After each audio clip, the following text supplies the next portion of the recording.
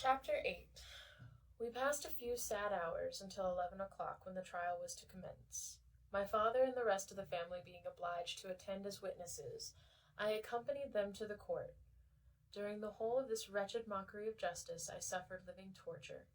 It was to be decided whether the result of my curiosity and lawless devices would cause the death of two of my fellow beings, one a smiling babe, full of innocence and joy, the other far more dreadfully murdered, with every aggravation of infamy that could make the murder memorable in horror. Justine also was a girl of merit, and possessed qualities which promised to render her life happy. Now all was to be obliterated in an ignominious grave, and I the cause. 1,000 times rather would I have confessed myself guilty of the crime ascribed to Justine, but I was absent when it was committed, and such a declaration would have been considered as the ravings of a madman, and would not have exculpated her who suffered through me. The appearance of Justine was calm. She was dressed in mourning, and her countenance, always engaging, was rendered by the solemnity of her feelings exquisitely beautiful. Yet she appeared confident in innocence, and did not tremble, although gazed on and execrated by thousands. For all the kindness which her beauty might otherwise have excited was obliterated in the minds of the spectators by the imagination of the enormity she was supposed to have committed. She was tranquil, yet her tranquillity was evidently constrained.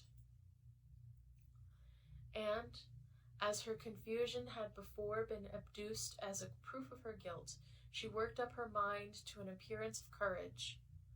When she entered the court, she threw her eyes round it, and quickly discovered where we were seated.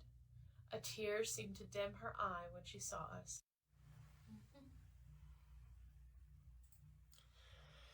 Chapter 8. We passed a few sad hours until 11 o'clock, when the trial was to commence. My father and the rest of the family being obliged to attend as witnesses, I accompanied them to the court. During the whole of this wretched mockery of justice I suffered living torture. It was to be decided whether the result of my curiosity and lawless devices would cause the death of two of my fellow beings, one a smiling babe, full of innocence and joy, the other far more dreadfully murdered, with every aggravation of infamy that could make the murder memorable in horror.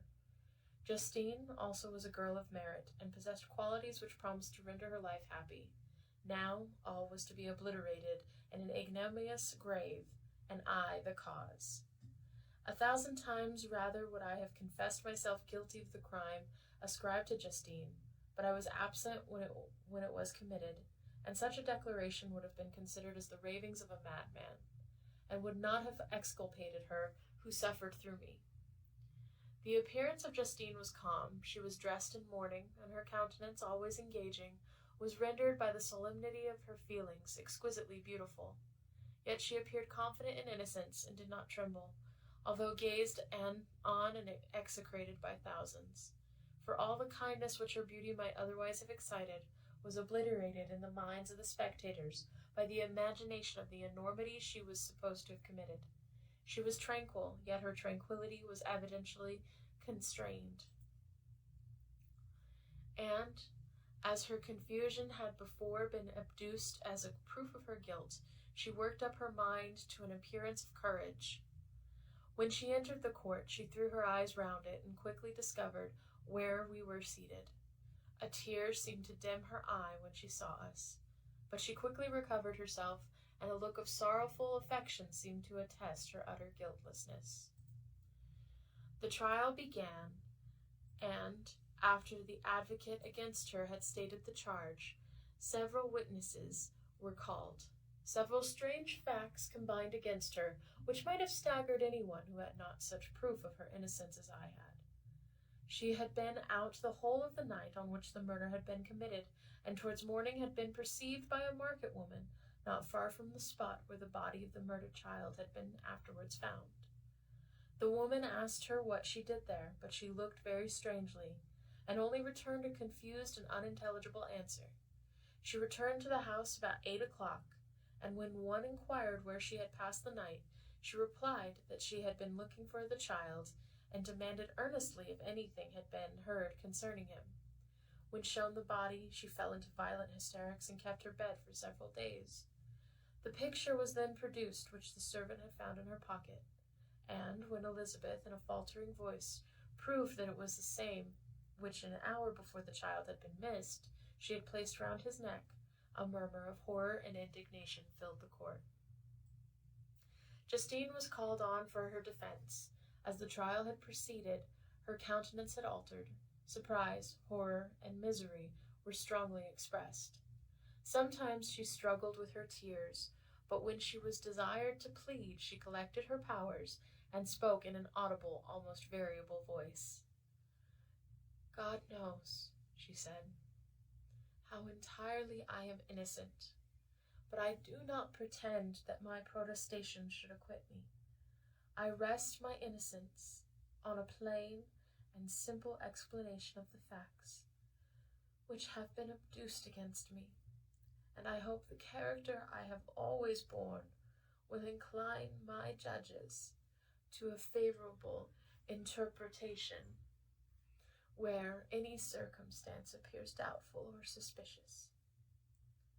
She then related that, by the permission of Elizabeth, she had passed the evening of the night on which the murder had been committed at the house of an aunt at Chennai, a village situated at about a league from Geneva. On her return at about 9 o'clock, she met a man who asked her if she had seen anything of the child who was lost. She was alarmed by this account, and passed several hours in looking for him, when the gates of Geneva were shut, and she was forced to remain several hours of the night in a barn belonging to a cottage, being unwilling to call up the inhabitants to whom she was well known. Most of the night she spent here watching. Towards morning she believed that she slept for a few minutes. Some steps disturbed her, and she awoke. It was dawn, and she quitted her asylum, that she again might endeavor to find my brother. If she had gone near the spot where his body lay, it was without her knowledge. That she had been bewildered when questioned by the market woman was not surprising, since she had passed a sleepless night, and the fate of the poor woman, William, was yet uncertain. Concerning the picture she could give no account. "I know," continued the unhappy victim, "how heavily and fatally this one circumstance weighs against me, but I have no power of explaining it. And when I have expressed my utter ignorance, I am only left to conjecture concerning the probabilities by which it might have been placed in my pocket. But here also I am checked. I believe that I have no enemy on earth, and none surely would have been so wicked as to destroy me wantonly. Did the murderer place it there? I know of no opportunity afforded him for doing so. Or, if I had, why should he have stolen the jewel to part with it again so soon? I commit my cause to the justice of my judges, yet I see no room for hope. I beg permission to have a few witnesses examined concerning my character, and if their testimony shall not overweigh my supposed guilt, I must be condemned, although I would pledge my salvation on my innocence." Several witnesses were called, who had known her for many years, and they spoke well of her, but fear and hatred of the crime of which they supposed her guilty rendered them timorous and unwilling to come forward. Elizabeth saw even this last resource, her excellent dispositions and irreproachable conduct, about to fail the accused, when, although violently agitated, she desired permission to address the court. "I am," she said, "the cousin of the unhappy child who was murdered, or rather his sister, for I was educated by and have lived with his parents ever since and even long before his birth. It may therefore be judged indecent in me to come forward on this occasion. But when I see a fellow creature about to perish through the cowardice of her pretended friends, I wish to be allowed to speak, that I may say what I know of her character. I am well acquainted with the accused. I have lived in the same house with her, at one time for 5, and at another for nearly 2 years. During all that period she appeared to me the most amiable and benevolent of human creatures. She nursed Madame Frankenstein, my aunt, in her last illness, with the greatest affection of care, and afterwards attended her own mother during a tedious illness in a manner that excited the admiration of all who knew her. After which, she again lived in my uncle's house, where she was beloved by all the family. She was warmly attached to the child who is now dead, and acted towards him like a most affectionate mother. For my own part, I do not hesitate to say that notwithstanding all the evidence produced against her, I believe and rely on her perfect innocence. She had no temptation for such an action. As to the bauble in which the chief proof rests, if she had earnestly desired it, I should have willingly given it to her, so much do I esteem and value her. A murmur of approbation followed Elizabeth's simple and powerful appeal, but it was excited by her generous interference, and not in favor of poor Justine, on whom the public indignation was turned with renewed violence, charging her with the blackest ingratitude. She herself wept as Elizabeth spoke, but she did not answer. My own agitation and anguish was extreme during the whole trial. I believed in her innocence. I knew it. Could the demon who had, I did not for a minute doubt, murdered my brother, also in his hellish sport, have betrayed the innocent to death and ignominy? I could not sustain the horror of my situation, and when I perceived that the popular voice and the countenances of the judges had already condemned the unhappy victim, I rushed out of the court in agony. The tortures of the accused did not equal mine. She was sustained by innocence, but the fangs of remorse tore my bosom, and would not forego their hold. I passed a night of unmingled wretchedness. In the morning I went to the court. My lips and throat were parched. I dared not ask the fatal question, but I was known, and the officer guessed the cause of my visit. The ballots had been thrown. They were all black, and Justine was condemned. I cannot pretend to describe what I then felt.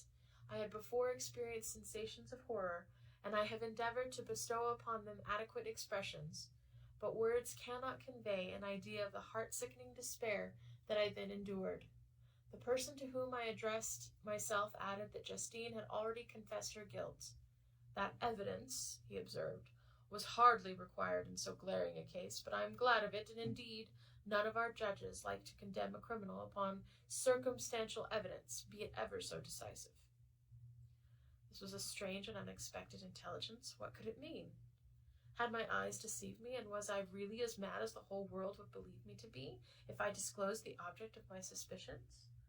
I hastened to return home, and Elizabeth eagerly demanded the result. "My cousin," replied I, "it is decided, as you may have expected all judges had rather than that 10 innocent should suffer than that 1 guilty should escape. But she has confessed." This was a dire blow to poor Elizabeth, who had relied with firmness upon Justine's innocence. "Alas," said she, "how shall I ever again believe in human goodness? Justine, whom I loved and esteemed as my sister, how could she put on those smiles and innocence only to betray? Her mild eyes seem incapable of any severity or guile, and yet she has committed a murder?" Soon after, we heard the poor victim had expressed a desire to see my cousin. My father wished her not to go, but said that he left it to her own judgment and feelings to decide. "Yes," said Elizabeth, "I will go, although she is guilty, and you, Victor, shall accompany me. I cannot go alone." The idea of this visit was torture to me, yet I could not refuse. We entered the gloomy prison chamber, and beheld Justine sitting on some straw at the farther end. Her hands were manacled, and her head rested on her knees. She rose on seeing us enter, and when we were left alone with her, she threw herself at the feet of Elizabeth, weeping bitterly. My cousin wept also. "Oh, Justine," said she, "why did you rob me of my last consolation? I relied on your innocence, and although I was then very wretched, I was not so miserable as I am now. And do you also believe that I am so very, very wicked? Do you also join with my enemies to crush me, to condemn me as a murderer?" Her voice was suffocated with sobs. "Rise, my poor girl," said Elizabeth. "Why do you kneel if you are innocent? I am not one of your enemies. I believed you guiltless, notwithstanding every evidence, until I heard that you had yourself declared your guilt. That report you say is false, and be assured, dear Justine, that nothing can shake my confidence in you for a moment but your own confession. I did confess, but I confessed a lie. I confessed that I might obtain absolution, but now that falsehood lies heavier on my heart than all my other sins. The God of heaven forgive me. Ever since I was condemned, my confessor was besieged upon me. He threatened and menaced until I almost began to think that I was the monster that he said I was. He threatened excommunication and hellfire in my last moments if I continued to obdurate. Dear lady, I had none to support me, and all looked on me, wretched, doomed to ignominy and perdition. What could I do? In an evil hour I subscribed to a lie, and now only am I truly miserable. She paused, weeping, and then continued.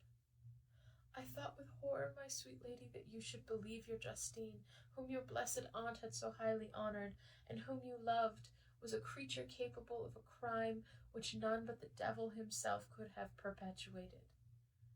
Dear William, dearest blessed child, I soon shall see you again in heaven, where we shall all be happy, and that consoles me, going as I am to suffer ignominy and death.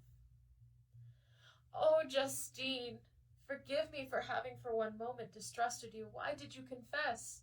But do not mourn, dear girl, do not fear. I will prove your innocence. I will melt the stony hearts of your enemies by my tears and prayers. You shall not die. You, my playfellow, my companion, my sister, perish on the scaffold? No, I never could survive so horrible a misfortune. Justine shook her head mournfully.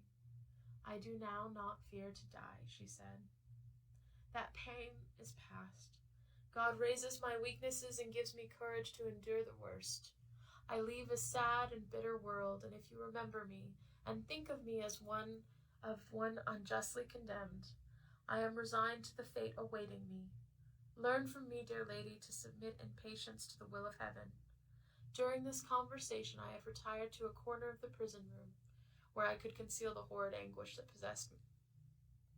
Despair, who dared talk of that, the poor victim who on the morrow was to pass the awful boundary between life and death, felt not, as I did, such deep and bitter agony. I gnashed my teeth and ground them together, uttering a groan that came from my innermost soul. Justine started. When she saw who it was, she approached me and said, Dear sir, you are very kind to visit me. You, I hope, do not believe that I am guilty. I could not answer. No, Justine, said Elizabeth. He is more convinced of your innocence than I was, for even when he heard that you had confessed, he did not credit it. I truly thank him. In these last moments, I feel sincerest gratitude towards those who think of me with kindness. How sweet is the affection of others to such a wretch as I am. It removes more than half my misfortune, and I feel as if I could die in peace now that my innocence is acknowledged by you, dear lady, and your cousin. Thus the poor sufferer tried to comfort others and herself. She indeed gained the resignation she desired, but I, the true murderer, felt the never-dying worm alive in my bosom, which allowed of no hope or consolation. Elizabeth also wept and was unhappy, but hers also was the misery of innocence, which, like a cloud that passes over the fair moon, for a while hides but cannot tarnish its brightness. Anguish and despair had penetrated into the core of my heart. I bore a hell within me, which nothing could extinguish. We stayed several hours with Justine, and it was the great difficulty that Elizabeth could tear herself away. I wish, cried she, that I were to die with you. I cannot live in this world of misery. Justine assumed an air of cheerfulness, while she with difficulty repressed her bitter tears. She embraced Elizabeth and said in a voice of half-suppressed emotion, Farewell, sweet lady. Dearest Elizabeth, my beloved and only friend, may heaven in its bounty bless and preserve you. May this be the last misfortune that you will ever suffer. Live and be happy, and make others so. And on the morrow Justine died. Elizabeth's heart-rending eloquence failed to move the judges from their settled conviction in the criminality of the saintly sufferer. My passionate and indignant appeals were lost upon them, and when I received their cold answers and heard the harsh, unfeeling reasoning of these men, my purpose avowed died away on my lips. Thus I might proclaim myself a madman, but not revoke the sentence passed upon my wretched victim. She perished on the scaffold as a murderess. From the tortures of my own heart I turned to contemplate the deep and voiceless grief of my Elizabeth. This also was my doing, and my father's woe and the desolation of that late so smiling home. All was the work of my thrice accursed hands. You weep, unhappy ones, but these are not your last tears. Again shall you raise the funeral wail, and the sound of your lamentation shall again and again be heard. Frankenstein, your son, your kinsman, your early, much-loved friend, he who would spend each vital drop of blood for your sakes, who has no thought nor sense of joy except as it is mirrored also in your dear countenances, who would fill the air with blessings and spend his life in serving you, he bids you weep, to shed countless tears. Happy beyond his hopes if thus inexorable fate be satisfied, and if the destruction pause before the peace of the grave have succeeded to your sad torments. Thus spoke my prophetic soul, as torn by remorse, horror, and despair. I beheld those I loved spend vain sorrow upon the graves of William and Justine, the first hapless victims to my unhallowed arts. Chapter 9.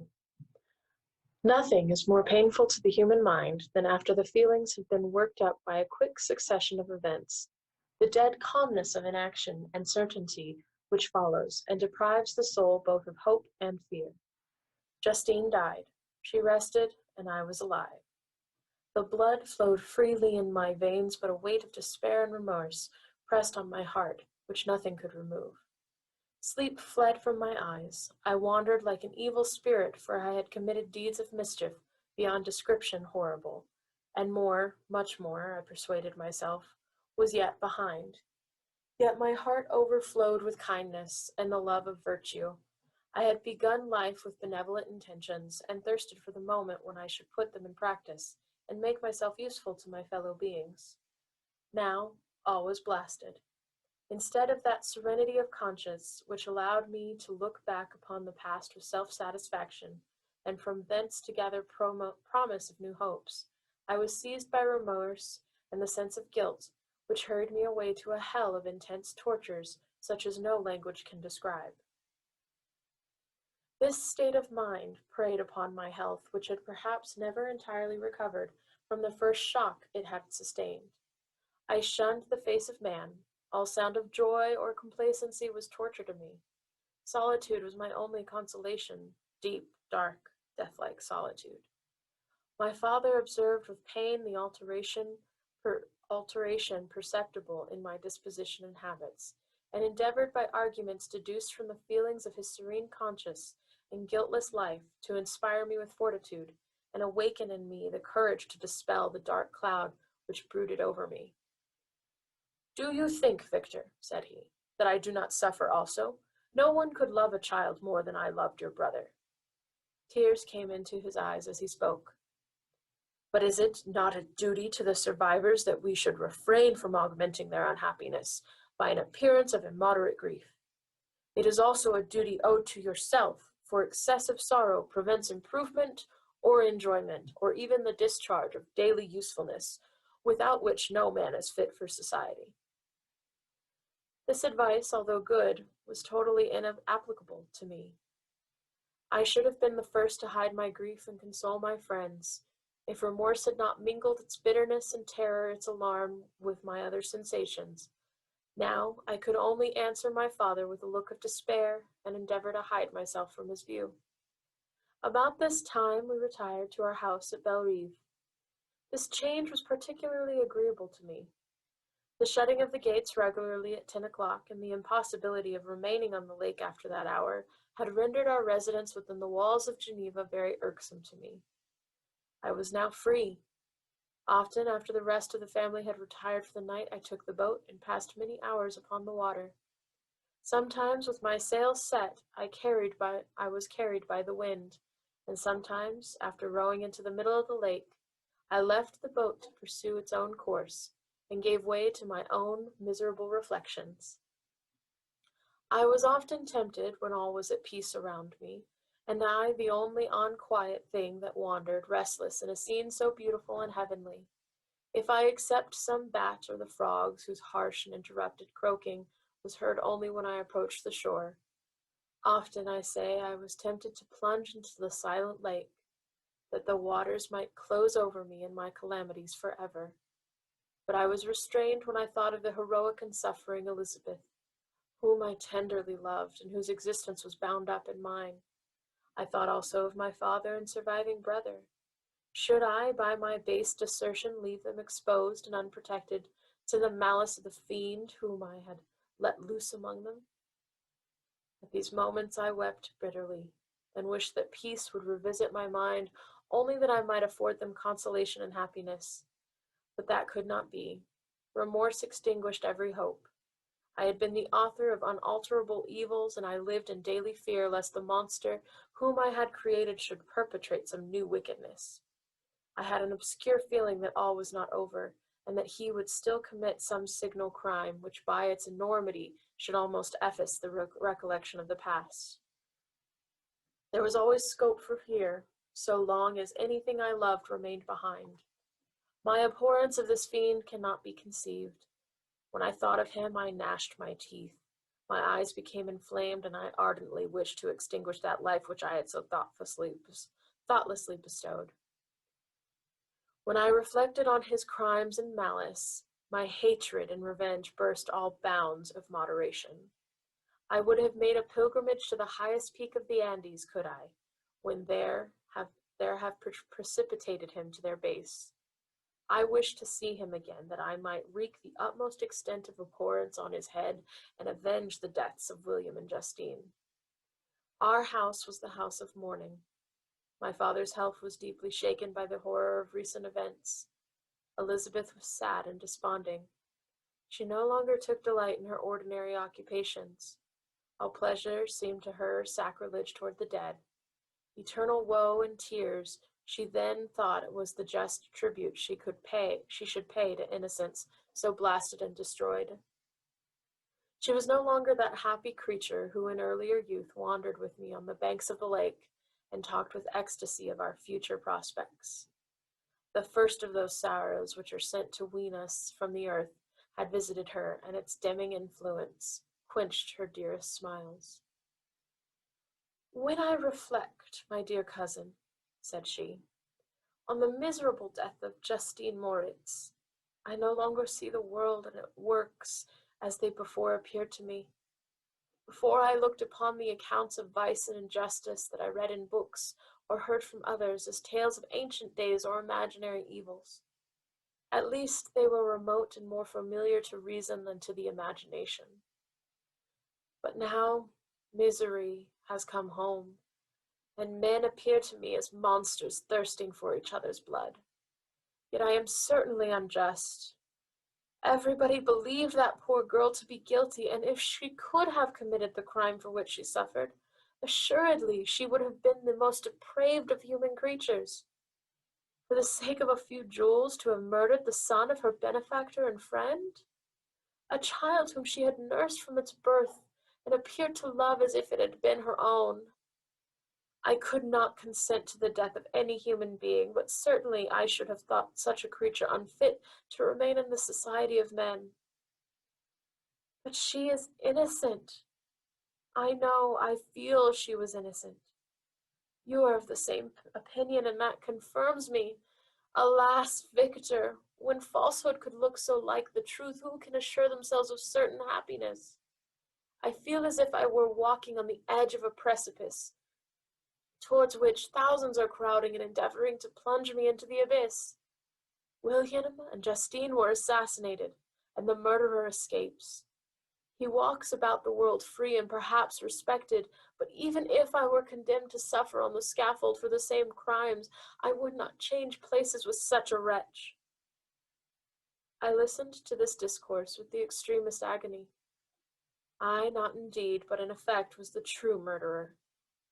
Elizabeth read my anguish in my countenance, and kindly taking my hand said, "Oh, my dearest friend, you must calm yourself. These events have affected me God knows how deeply, but I am not so wretched as you are. There is an expression of despair and sometimes of revenge in your countenance that makes me tremble. Dear Victor, banish these dark passions. Remember the friends around you who center all their hopes in you. Have we lost the power of rendering you happy? Oh, while we love, while we are true to each other, here in this land of peace and beauty, your native country, we may reap every tranquil blessing. What can disturb our peace?" And could not such words from her, whom I fondly prized before every other gift of fortune, suffice to chase away the fiend that lurked in my heart? Even as she spoke, I drew near to her, as if in terror, lest at that very moment the destroyer had been near to rob me of her. Thus, not the tenderness of friendship, nor the beauty of earth, nor of heaven, could redeem my soul from woe. The very accents of love were ineffectual. I was encompassed by a cloud which no beneficial influence could penetrate. The wounded deer dragging its fainting limbs to some untrodden brake, there to gaze upon the arrow which had pierced it and to die, but was but a type of me.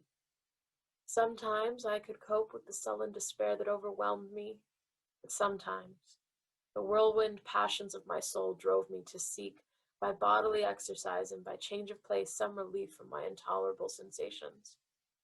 It was during an access of this kind that I suddenly left my home, and bending my steps towards the near alpine valleys, sought in the magnificence, the eternity of such scenes, to forget myself in my ephemeral, because human sorrows. My wanderings were directed towards the valley of Chamonix. I had visited it frequently during my boyhood. 6 years had passed since then. I was a wreck, but not had changed in those savage and enduring scenes. I performed the first part of my journey on horseback. I afterwards hired a mule as the more sure-footed, and least liable to receive injury on these rugged roads. The weather was fine. It was about the middle of the month of August, nearly 2 months after the death of Justine, that miserable epoch from which I dated all my woe. The weight upon my spirit was sensibly lightened as I plunged yet deeper in the ravine of Arve, the immense mountains and precipices that overhung me on every side. The sound of the river raging among the rocks and the dashing of the waterfalls around spoke of a power mighty as omnipotence, and I ceased to fear or to bend before any being less almighty than that which had created and ruled the elements here displayed in their most terrific guise. Still, as I ascended higher, the valley assumed a more magnificent and astonishing character. Ruined castles hanging on the precipices of piny mountains, the impetuous Arve, and cottages, every here and there peeping forth from among the trees, formed a scene of singular beauty, but it was augmented and rendered sublime by the almighty Alps, whose white and shining pyramids and domes towered above all, as belonging to another earth, the habitations of another race of beings. I passed the bridge of Palliser, where the ravine which the river forms opened before me, and I began to ascend the mountains that overhang it. Soon after I entered the valley of Chamonix. This valley is more wonderful and sublime, but not so beautiful and picturesque as that of Cerveau, through which I had just passed. The high and snowy mountains were its immediate boundaries, but I saw no more ruined castles and fertile fields. Immense glaciers approached the road. I heard the rumbling thunder of falling avalanche, and marked the smoke of its passage. Mont Blanc, the supreme and magnificent Mont Blanc, raised itself from the surrounding Argiles, and its tremendous dome overlooked the valley. A tingling, long-lost sense of pleasure often came across me during this journey. Some turn in the road, some new object suddenly perceived and recognized, reminded me of days gone by and were associated with the light-hearted gaiety of boyhood. The very winds whispered in soothing accents, and maternal nature bade me weep no more. Then again, the kindly influence ceased to act. I found myself fettered again to grief and indulging in all the misery of reflection. Then I spurred on my animal, striving so to forget the world, my fears, and more than all, myself. Or in a more desperate fashion, I alighted and threw myself on the grass, weighed down by horror and despair. At length I arrived at the village of Chamonix. Exhaustion succeeded to the extreme fatigue, both of body and of mind, which I had endured. For a short space of time I remained at the window, watching the pallid lightnings that played above Mont Blanc, and listening to the rushing of the Arve, which pursued its noisy way beneath. The same lulling sounds acted as a lullaby to my too keen sensations. When I placed my head upon my pillow, sleep crept over me. I felt it as it came, and blessed the giver of oblivion.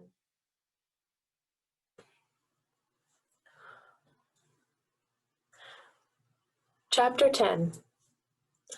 I spent the following day roaming through the valley. I stood beside the sources of the Aveyron, which take their rise in a glacier that with slow pace is advancing down from the summit of the hills to barricade the valley. The abrupt sides of vast mountains were before me. The icy wall of the glacier overhung me.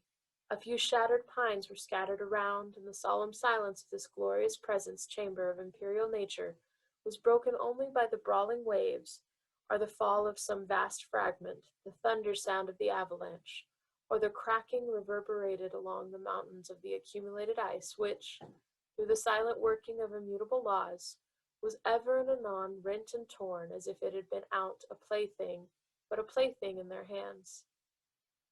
These sublime and magnificent scenes afforded me the greatest consolation that I was capable of receiving. They elevated me from all littleness of feeling, and although they did not remove my grief, they subdued and tranquilized it. In some degree, also, they diverted my mind from the thoughts over which it had brooded for the last month. I retired to rest at the night, my slumbers, as it were, waited on and ministered to by the assemblance of grand shapes which I had contemplated during the day. They congregated round me, the unstained snowy mountain-top, the glittering pinnacle, the pine woods, and ragged bare ravine. The eagle, soaring amidst the clouds, they all gathered round me and bade me be at peace. Where had they fled when the next morning I awoke? All of soul-inspiring fled with sleep, and dark melancholy clouded every thought. The rain was pouring in torrents, and thick mists hid the summits of the mountains, so that I even saw not the faces of those mighty friends. Still, I would penetrate their misty veil and seek them in their cloudy retreats. What were rain and storm to me? My mule was brought to the door, and I resolved to ascend to the summit of Montever. I remembered the effect that the view of the tremendous and ever-moving glacier had produced upon my mind when I first saw it. It had then filled me with a sublime ecstasy that gave wings to the soul and allowed it to soar from the obscure world to light and joy.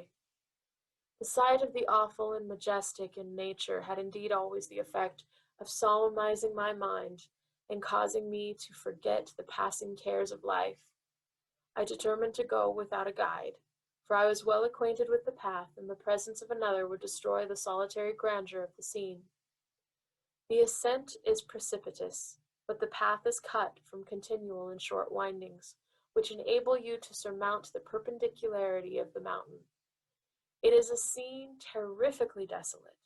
In 1,000 spots the traces of the winter avalanche may be perceived, where trees lie broken and strewed on the ground, some entirely destroyed, others bent, leaning upon the jutting rocks of the mountain or transversely upon the other trees.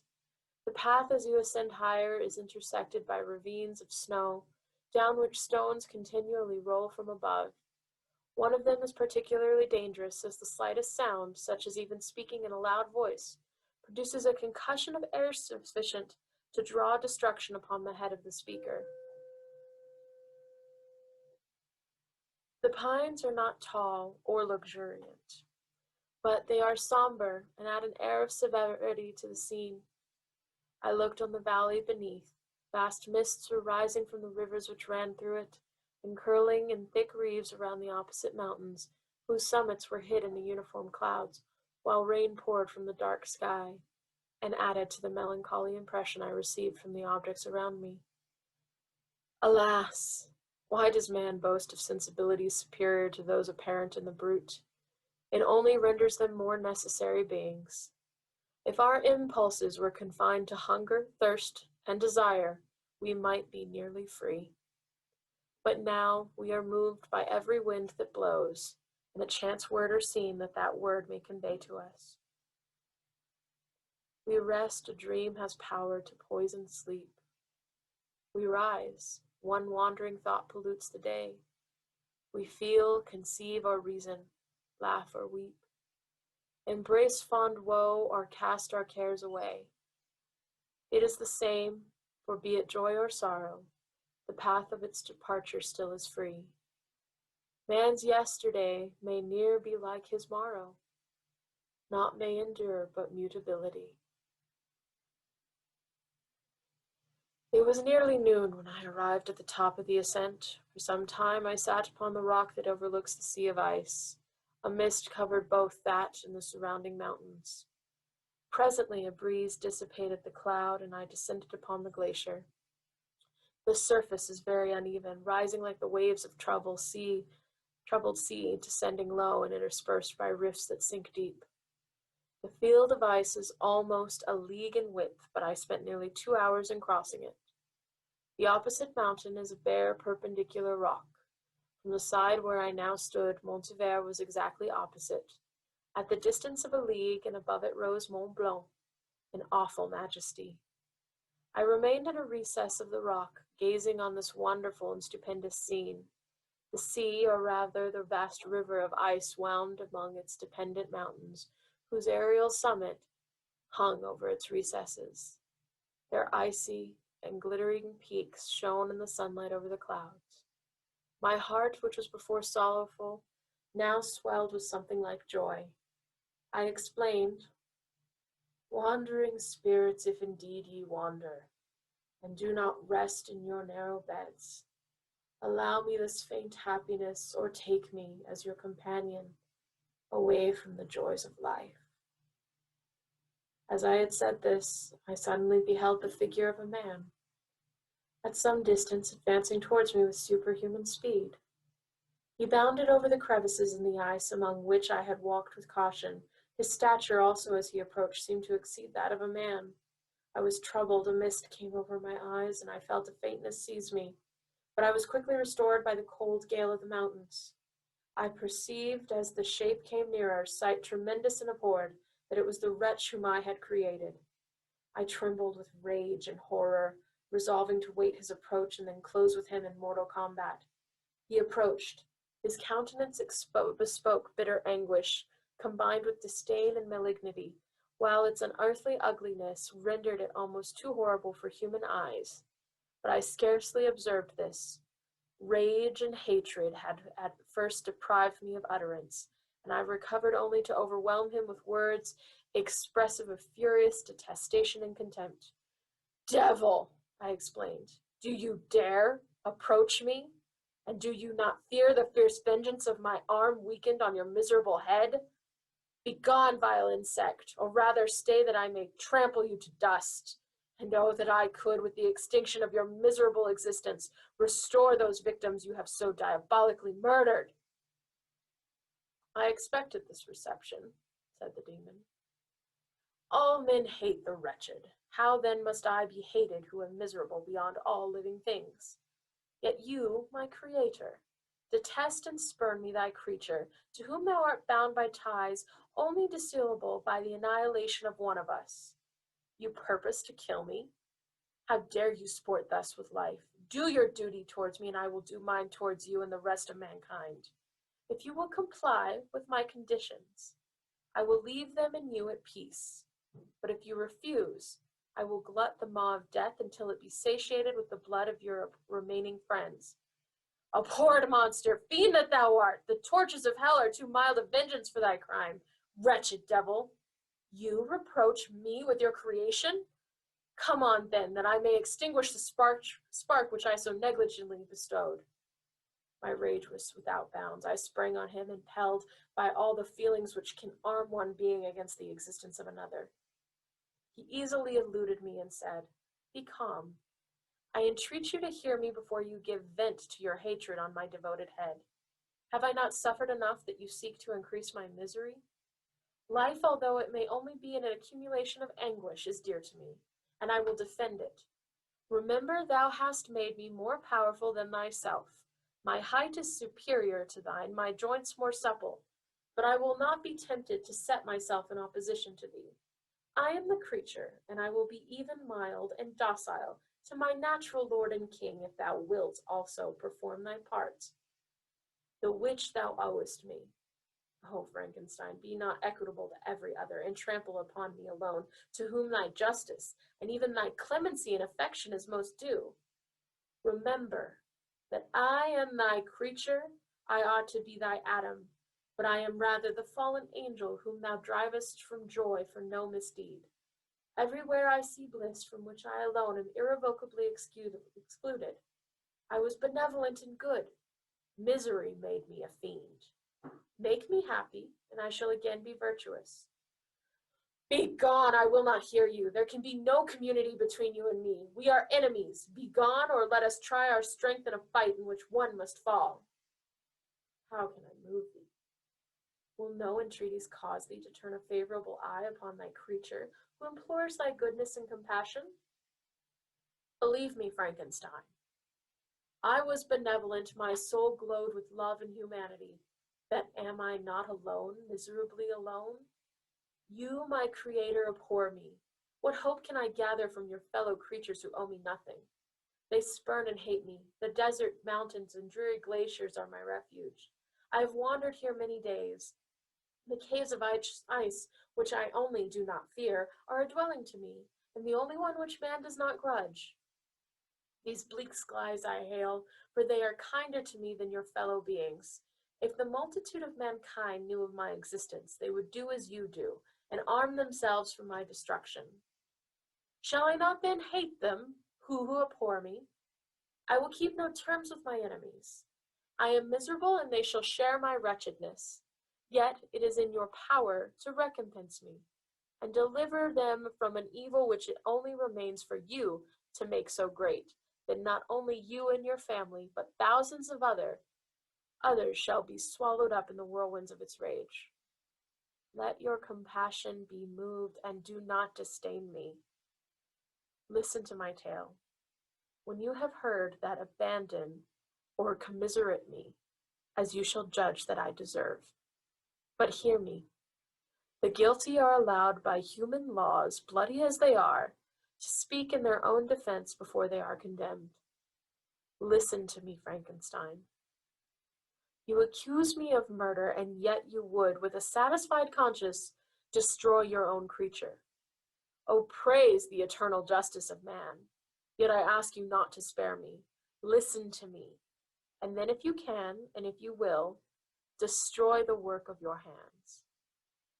Why do you call to my remembrance, I rejoined, circumstances of which I shudder to reflect, that I have been the miserable origin and author? Cursed be the day, abhorred devil, in which you first saw light. Cursed, although I curse myself, be the hands that formed you. You have made me wretched beyond expression. You have left me no power to consider whether I am just to you or not. Begone, relieve me from the sight of your detested form. Thus I relieve thee, my creator, he said, and placed his hated hands before my eyes, which I flung from me with violence. Thus I take from thee a sight which you abhor. Still thou canst listen to me, and grant me thy compassion. By the virtues that I once possessed, I demanded this from you. Hear my tale. It is long and strange, and the temperature of this place is not fitting to your fine sensations. Come to the hut upon the mountain. The sun is yet set high in the heavens. Before it descends to hide itself behind yon snowy precipices, and illuminate another world, you will have heard my story and can decide. On you it rests, whether I quit forever the neighborhood of man, and lead a harmless life, or become the scourge of your fellow creatures and the author of your own speedy ruin." As he said this, he led the way across the ice. I followed. My heart was full, and I did not answer him, but I was proceeded. I weighed the various arguments that he had used and determined at least to listen to his tale. I was partly urged by curiosity, and compassion confirmed my resolution. I had hitherto supposed him to be the murderer of my brother, and I eagerly sought a confirmation or denial of this opinion. For the first time also, I felt what the duties of a creator towards his creature were, and that I ought to render him happy before I complained of his wickedness. These motives urged me to comply with his demand. We crossed the ice, therefore, and ascended the opposite rock. The air was cold, and the rain again began to descend. We entered the hut, the fiend and an air of exultation, I with a heavy heart and depressed spirits. But I consented to listen, and, seating myself by the fire which my odious companion had lighted, he thus began his tale.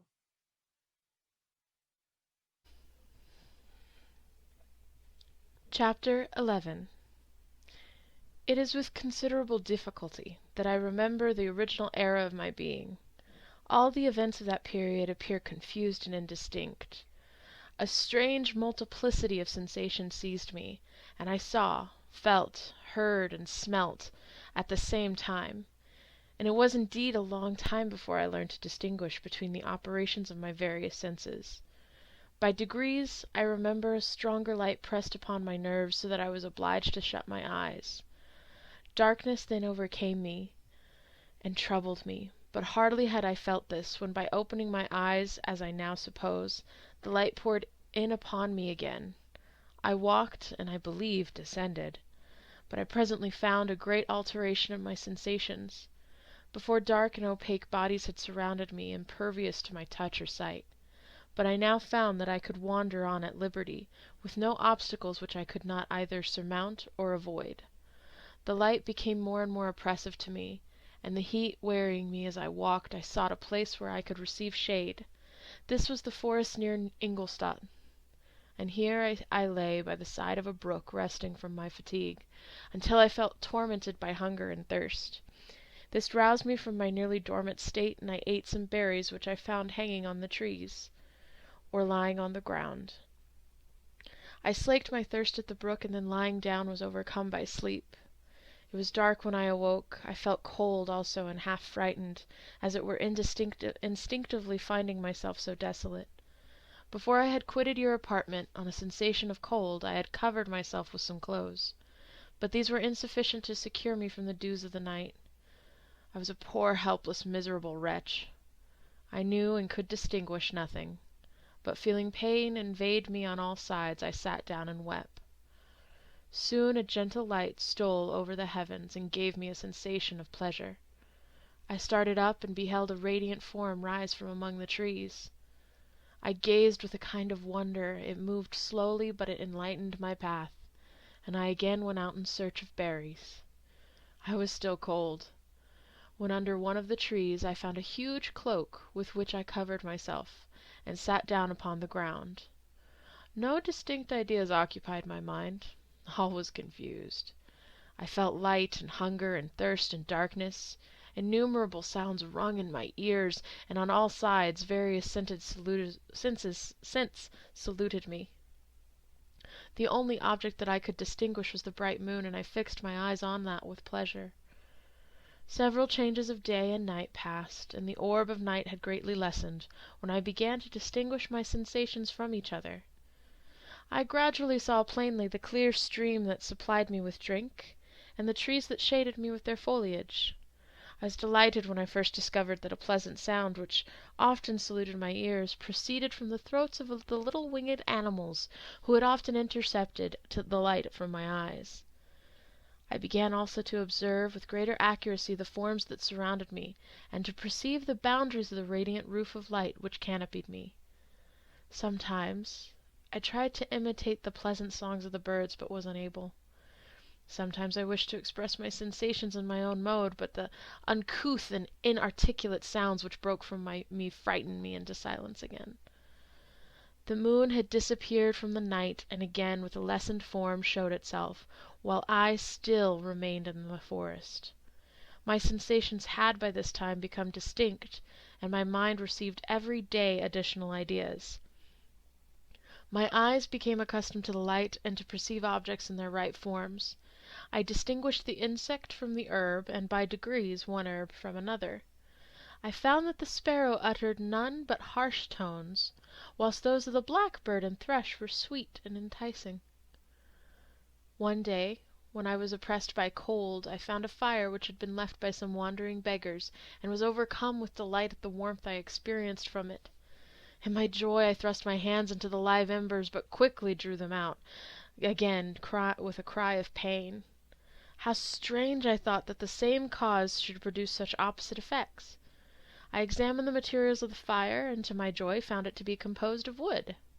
I quickly collected some branches, but they were wet, and would not burn. I was pained at this, and sat still, watching the operation of the fire.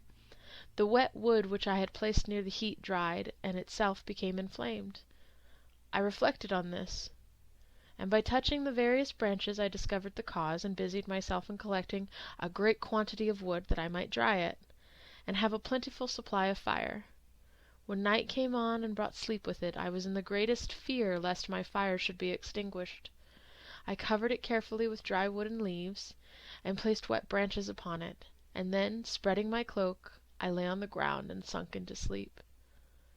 It was morning when I awoke, and my first care was to visit the fire. I uncovered it, and a gentle breeze quickly fanned it into a flame. I observed this also, and contrived a fan of branches, which roused the embers when they were nearly extinguished. When night came again, I found, with pleasure, that the fire gave light as well as heat, and that the discovery of this element was useful to me in my food. For I found some of the offals that the travellers had left had been roasted, and tasted much more savoury than the berries I gathered from the trees. I tried, therefore, to dress my food in the same manner, placing it on the live embers. I found that the berries were spoiled by this operation, and the nuts and roots had much improved. Food, however, became scarce, and I often spent the whole day searching in vain for a few acorns to assuage the pains of hunger. When I found this, I resolved to quit the place that I had hitherto inhabited, to seek for one where the few wants I experienced would be more easily satisfied. In this emigration I exceedingly lamented the loss of the fire which I had obtained through accident, and knew not how to reproduce it. I gave several hours to the serious consideration of this difficulty, but I was obliged to relinquish all attempt to supply it, and wrapping myself up in my cloak, I struck across the woods towards the setting sun. I passed 3 days in these rambles, and at length discovered the open country. A great fall of snow had taken place the night before, and the fields were of one uniform white. The appearance was disconsolate, and I found my feet chilled by the cold, damp substance that covered the ground. It was about 7 in the morning, and I longed to obtain food and shelter. At length I perceived a small hut on a rising ground, which had doubtless been built for the convenience of some shepherd. This was a new sight to me, and I examined the structure with great curiosity. Finding the door open, I entered. An old man sat in it near a fire, over which he was preparing his breakfast. He turned on hearing a noise, and perceiving me, shrieked loudly, and quitting the hut, ran across the fields with a speed of which his debilitated form hardly appeared capable. His appearance, different from any I had ever before seen, and his flight somewhat surprised me. But I was enchanted by the appearance of the hut. Here the snow and rain could not penetrate. The ground was dry, and it presented to me then as exquisite and divine a retreat as pandemonium appeared to the demons of hell after their sufferings in the lake of fire. I greedily devoured the remnants of the shepherd's breakfast, which consisted of bread, cheese, milk, and wine. The latter, however, I did not like. Then, overcome by fatigue, I lay down among some straw and fell asleep.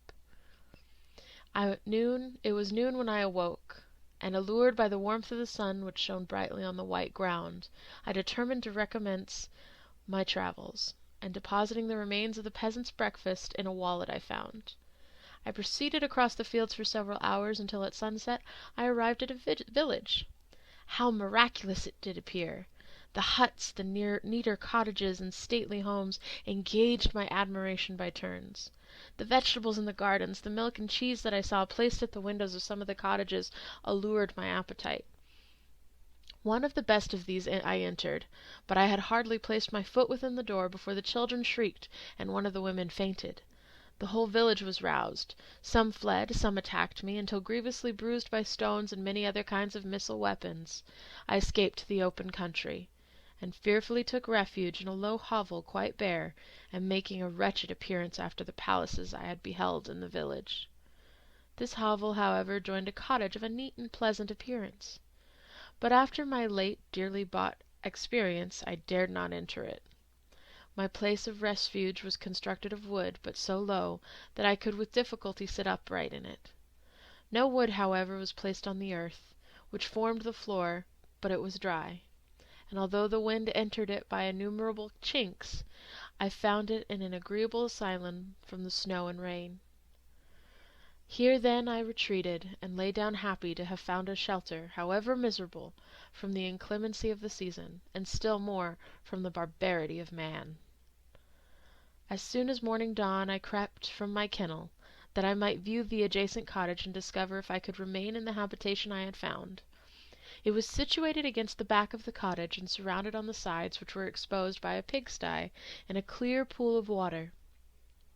One part was open, and by that I had crept in, but now I covered every crevice by which I might be perceived with stones and wood, yet in such a manner that I might move them on occasion to pass out. All the light I enjoyed came through the sty, and that was sufficient for me. Having thus arranged my dwelling and carpeted it with clean straw, I retired, for I saw the figure of a man at a distance, and I remembered too well my treatment the night before to trust myself in his power. I had first, however, provided for my substance for that day by a loaf of coarse bread which I had purloined, and a cup with which I could drink, more conveniently than from my hand, of the pure water which flowed by my retreat. The floor was a little raised, so that it was kept perfectly dry, and by its vicinity to the chimney of the cottage it was tolerably warm. Being thus provided, I resolved to reside in this hovel until something should occur which might alter my determination. It was indeed a paradise, compared to the bleak forest, my former residence, the rain-dropping branches and dank earth. I ate my breakfast with pleasure, and was about to remove a plank to procure myself a little water, when I heard a step, and looking through a small chink I beheld a young creature with a pail on her head passing before my hovel. The girl was young and of a gentle demeanour, unlike what I have since found cottagers and farmhouse servants to be. Yet she was meanly dressed, a coarse blue petticoat and a linen jacket being her only garb. Her hair was plaited, but not adorned. She looked patient, yet sad. I lost sight of her, and about a quarter of an hour she returned, bearing the pail, which was now partly filled with milk. As she walked along, seemingly incommoded by the burden, a young man met her, whose countenance expressed a deeper despondence. Uttering a few sounds with an air of melancholy, he took the pail from her head and bore it to the cottage himself. She followed, and they disappeared. Presently I saw the young man again with some tools in his hand, cross the field behind the cottage, and the girl was also busied sometimes in the house and sometimes in the yard. On examining my dwelling, I found that one of the windows of the cottage had formerly occupied a part of it, but the panes had been filled up with wood. In one of these was a small and almost imperceptible chink, through which the eye could just penetrate. Through this crevice a small room was visible, whitewashed and cleaned, but very bare of furniture. In one corner, near a small fire, sat an old man, leaning his head on his hands in a disconsolate attitude. The young girl was occupied in arranging the cottage, but presently she took something out of a drawer, which employed her hands, and she sat down beside the old man, who, taking up an instrument, began to play, and to produce sounds sweeter than the voice of the thrush or the nightingale. It was a lovely sight even to me, poor wretch, who had never beheld aught beauty before. The silver hair and benevolent countenance of the aged cottager won my reverence, while the gentle manners of the girl enticed my love. He played a sweet, mournful air, which I perceived drew tears from the eyes of his amiable companion, of which the old man took no notice until she sobbed audibly. He then pronounced a few sounds, and the fair creature, leaving her work, knelt at his feet. He raised her and smiled with such kindness and affection that I felt sensations of a peculiar and overpowering nature. They were a mixture of pain and pleasure such as I had never before experienced, either from hunger or cold, warmth or food, and I withdrew from the window, unable to bear these emotions. Soon after this the young man returned, bearing on his shoulders a load of wood. The girl met him at the door, helped to relieve him of his burden, and taking some of the fuel into the cottage, placed it on the fire. Then she and the youth went apart into a nook of the cottage, and he showed her a large loaf and a piece of cheese. She seemed pleased, and went into the gardens for some roots and plants, which she placed in water, and then upon the fire. She afterwards continued her work, whilst the young man went into the garden and appeared busily employed in digging up and pulling roots. After he had been employed thus about an hour, the young woman joined him, and they entered the cottage together. The old man had, in the meantime, been pensive, but on the appearance of his companions he assumed a more cheerful air, and they sat down to eat. The meal was quickly dispatched. The young woman was again occupied in arranging the cottage. The old man walked before the cottage in the sun for a few minutes, leaning on the arm of the youth. Nothing could exceed in beauty the contrast between these two excellent creatures. One was old, with silver hair and a countenance beaming with benevolence and love. The younger was slight and graceful in his figure, and his features were moulded with the finest symmetry. Yet his eyes and attitude expressed the utmost sadness and despondency. The old man returned to the cottage, and the youth, with tools different from those he had used in the morning, directed his steps across the fields. Night quickly shut in, but to my extreme wonder I found that the cottagers had a means of prolonging light by the use of tapers, and was delighted to find that the setting of the sun did not put an end to the pleasure I experienced in watching my human neighbours. In the evening the young girl and her companion were employed in various occupations which I did not understand, and the old man again took up the instrument which produced the divine sounds that had enchanted me in the morning. So soon as he had finished, the youth began, not to play, but to utter sounds that were monotonous, and neither resembling the harmony of the old man's instrument nor the songs of the birds. I since found that he read aloud, but at that time I knew nothing of the science of words or letters. The family, after having been thus occupied for a short time, extinguished their lights and retired, as I conjectured, to rest. Chapter 12. I lay on my straw, but I could not sleep. I thought of the occurrences of the day. What chiefly struck me was the gentle manners of these people, and I longed to join them, but dared not. I remembered too well the treatment I had suffered the night before from the barbarous villagers, and resolved, whatever course of conduct I might hereafter think it right to pursue, that for the present I would remain quietly in my hovel, watching and endeavouring to discover the motives which influenced their actions. The cottagers arose the next morning before the sun. The young woman arranged the cottage and prepared the food, and the youth departed after the first meal. This day was passed in the same routine as that which had preceded it. The young man was constantly employed out of doors, and the girl in various laborious occupations within. The old man, whom I soon perceived to be blind, employed his leisure hours on his instrument or in contemplation. Nothing could exceed the love and respect which the younger cottagers exhibited towards their venerable companion. They performed towards him every little office of affection and duty with gentleness, and he rewarded them by his benevolent smiles. They were not entirely happy. The young man and his companion often went apart and appeared to weep. I saw no cause for their unhappiness, but I was deeply affected by it. If such lovely creatures were miserable, it was less strange that I, an imperfect and solitary being, should be wretched.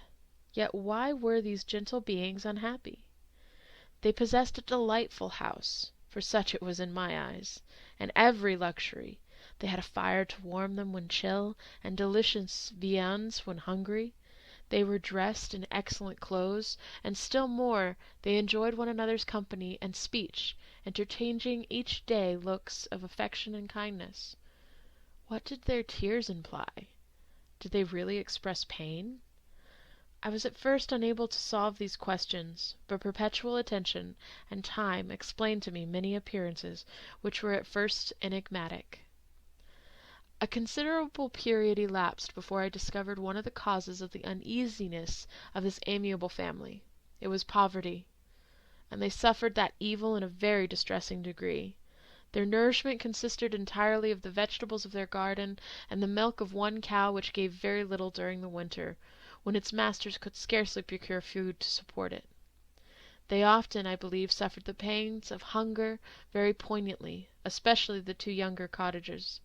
For several times they placed food before the old man when they reserved none for themselves. This trait of kindness moved me sensibly. I had been accustomed during the night to steal a part of their store for my own consumption, but when I found that in doing this I inflicted pain on the cottagers, I abstained, and satisfied myself with berries, nuts, and roots, which I gathered from the neighbouring wood. I discovered also another means through which I was enabled to assist their labours. I found that the youth spent a great part of each day in collecting wood for the family fire, and during the night I often took his tools, the use of which I quickly discovered, and brought home firing sufficient for the consumption of several days. I remember the first time that I did this, the young woman, when she opened the door in the morning, appeared greatly astonished on seeing a great pile of wood on the outside.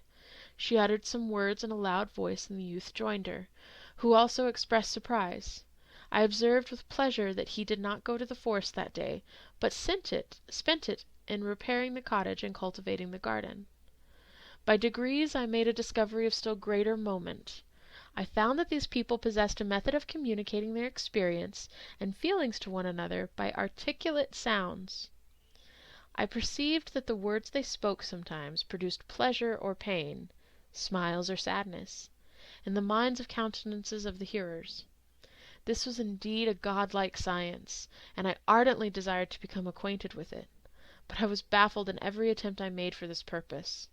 Their pronunciation was quick, and the words they uttered not having any apparent connection with visible objects, I was unable to discover any clue by which I could unravel the mystery of their reference. By great application, however, and after having remained during the space of several revolutions of the moon in my hovel, I discovered the names that were given to some of the most familiar objects of discourse. I learned and applied the words fire, milk, bread, and wood. I learned also the names of the cottagers themselves. The youth and his companion had each of them several names, but the old man had only one, which was father. The girl was called sister or Agatha, and the youth Felix, brother or son. I cannot describe the delight I felt when I learned the ideas appropriated to each of these sounds and was able to pronounce them. I distinguished several other words, without being able as yet to understand or apply them, such as good, dearest, unhappy. I spent the winter in this manner. The gentle manners and beauty of the cottagers greatly endeared them to me. When they were unhappy, I felt depressed. When they rejoiced, I sympathized in their joys. I saw few human beings beside them, and if any other happened to enter the cottage, their harsh manners and rude gait only enhanced to me the superior accomplishments of my friends. The old man, I could perceive, often endeavoured to encourage his children, as sometimes I found that he called them, to cast off their melancholy. He would talk in a cheerful accent with an expression of goodness that bestowed pleasure even upon me.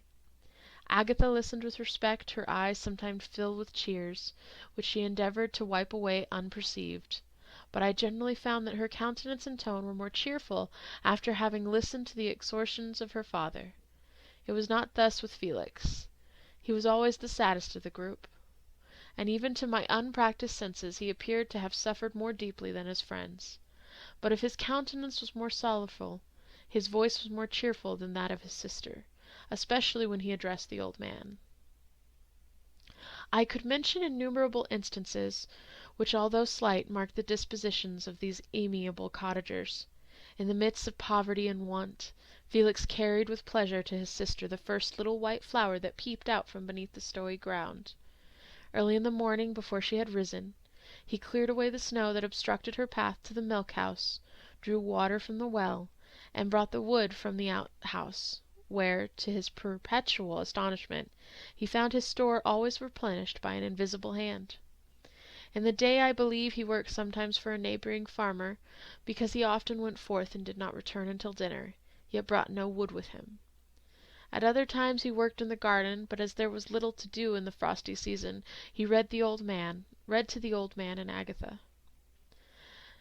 This reading had puzzled me extremely at first, but by degrees I discovered that he uttered many of the same sounds when he read as when he talked.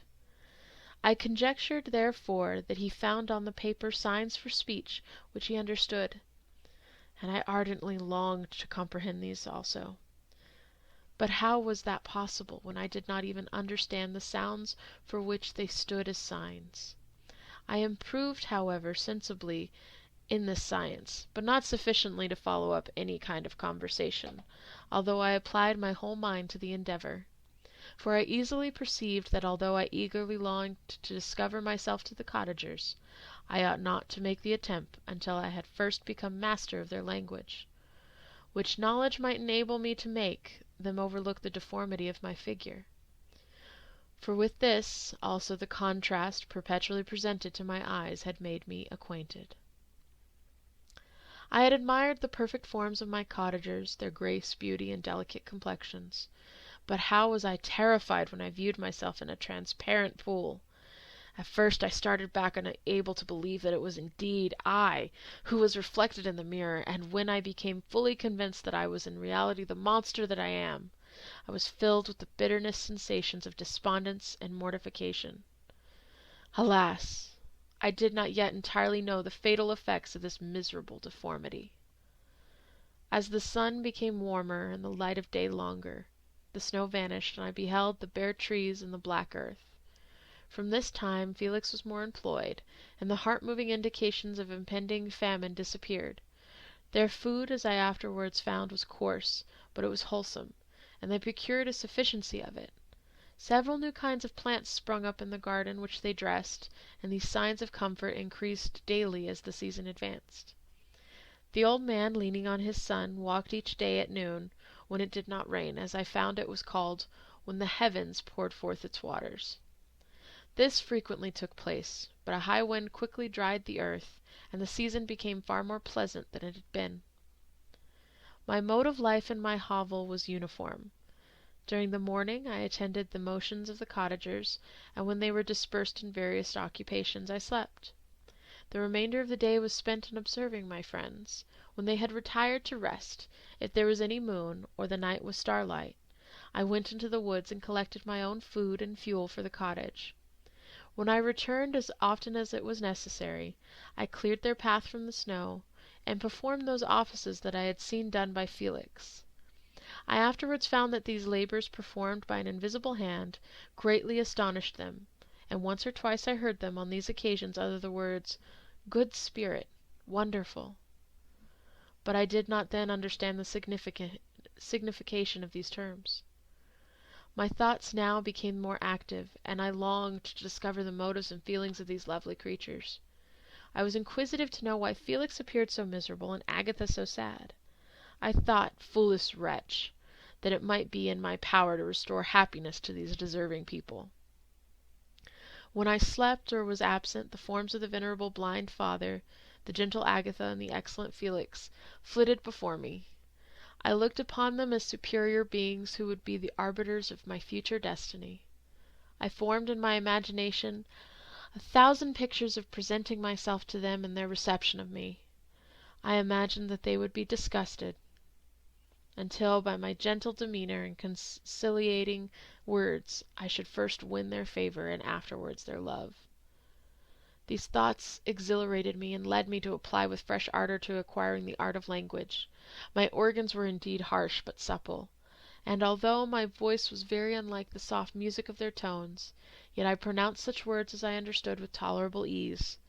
It was as the ass and the lapdog, yet surely the gentle ass whose intentions were affectionate, although his manners were rude, deserved better treatment than blows and execration. The pleasant showers and genial warmth of spring greatly altered the aspect of the earth. Men who before this change seemed to have been hid in the caves, dispersed themselves and were employed in various arts of cultivation. The birds sang in more cheerful notes, and the leaves began to bud forth on the trees. Happy, happy earth! Fit habitation for gods, which so short a time before was bleak, damp, and unwholesome. My spirits were elevated by the enchanting appearance of nature. The past was blotted from my memory, the present was tranquil, and the future glided by bright rays of hope and anticipations of joy.